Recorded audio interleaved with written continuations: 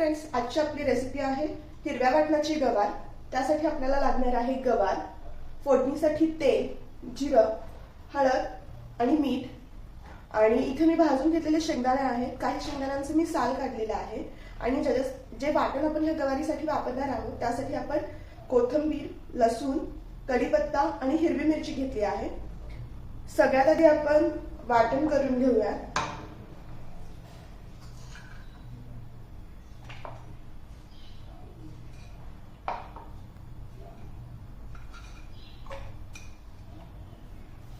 मी थोडा कढीपत्ता वाटणात घालेन आणि थोडा मी फोडणीला घालेन। माझी मिरची थोडी कमी तिखट आहे म्हणून मी 7-8 मिरच्या वापरते। तुम्ही मिरची तुमची जशी तिखट आहे तसं तुम्ही वापरा आणि तुम्ही ज्या प्रकारचं तिखट खायला तुम्हाला आवडतं त्यानुसार। आता मी हे वाटण बारीक करून घेते। वाटण छान असं वाटून झालंय। त्यातच आपण हे आपले शेंगदाणे टाकूया। आता हे शेंगदाणे ह्या वाटणात भरडे भरडे बारीक करून घेऊया। आता आपण आपली कढई तापली आहे, त्यात आपण तेल घालूया। आपलं तेलही छान तापलंय, त्यात आता मी जिरं घालते।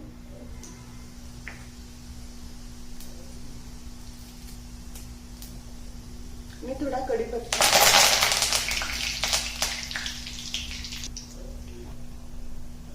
मी आधी वाटण नाही घालत आहे, गवारीला एक वाफ देणार आहे।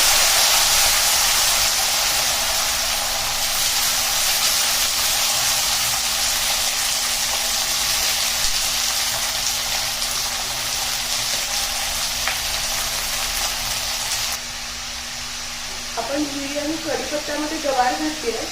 आता आपण त्यात मीठ घालूया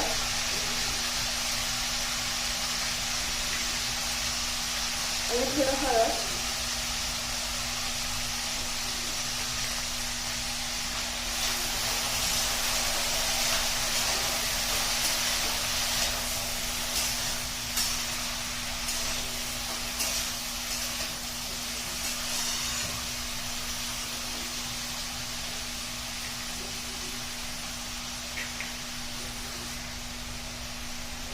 हे आपण असं एक 5 मिनिट असं शिजू देऊया।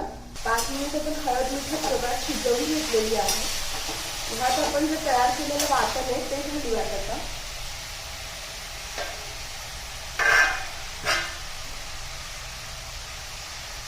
हे मी जसं बोलले होते की शेंगदाणा घालून भरडं भरडं परत ते वाटून घेतलंय, ते घालते आता।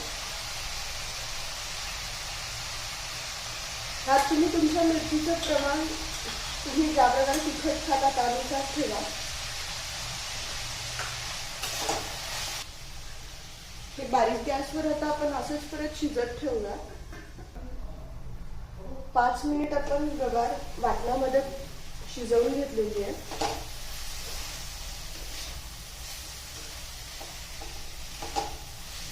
आता आपण ह्याच्यात थोडंसं वाटणाचं पाणी घालू, जेमतेम अर्धी वाटी आहे।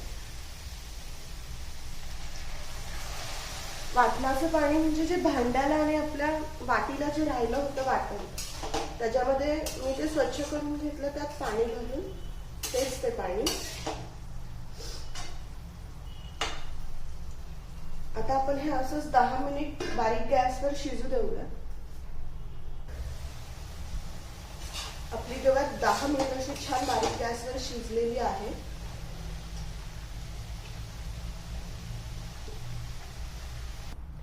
छान अशी आपली